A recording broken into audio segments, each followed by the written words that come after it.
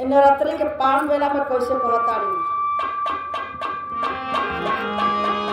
जैसन सोचले रहली वैसन मैया मोर बाड़ी करता यथोर बाड़ी जैसन सोचले रहली वैसन मैया मोर बाड़ी करता यथोर बाड़ी वैसन सोचले रहली वैसन मैया मोर बाड़ी नवरात्रि पावन बेला में घर माई बाड़ी बहुत श्रृंगार करके अब देखी सबके घर में विराजमान बाड़ी उनका सुंदर रूप देख के गुरु बहना कहले बाड़ी कि जैसन सोचले रहली वैसन मैया मोर बाड़ी करता यथोर बाड़ी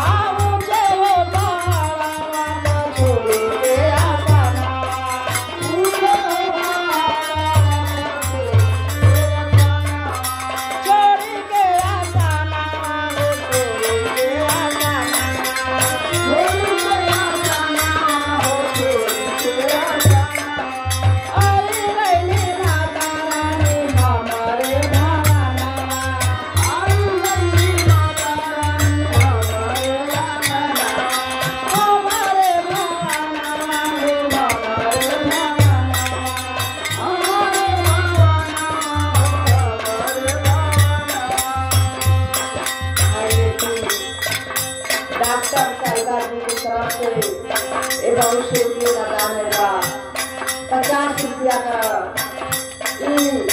नवरात्रि के पावन बेला में माई के जागरण होत बा भजन होत बा ऐसी प्लस पर सत्यनारायण जी की तरफ से ₹50 का दान बा। हे माता रानी उनके ऊपर दया करी घर परिवार के ऊपर दया करी रोजी रोजगार पर दया करी जहाँ रहे बढ़िया रहे जुड़े रहे आबाद रहे जन्नत बढ़िया फुलवाई पर हरा भरा रही और उनके कमाई में चार चाँद लगे कहना बा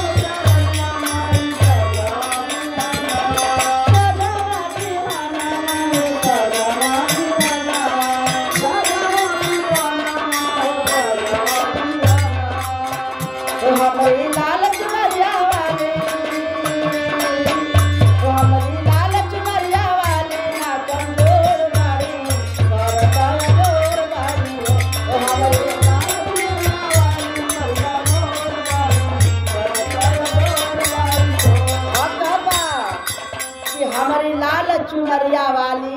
ना कमजोर वाली जेकर ऊपर माई का छत्र साया बा। तो भक्त कहत बा कि हमारी लाल चुनरिया वाली ना कमजोर वाली ये भाव बा। वो हमारी लाल चुनरिया वाली ना कमजोर वाली कर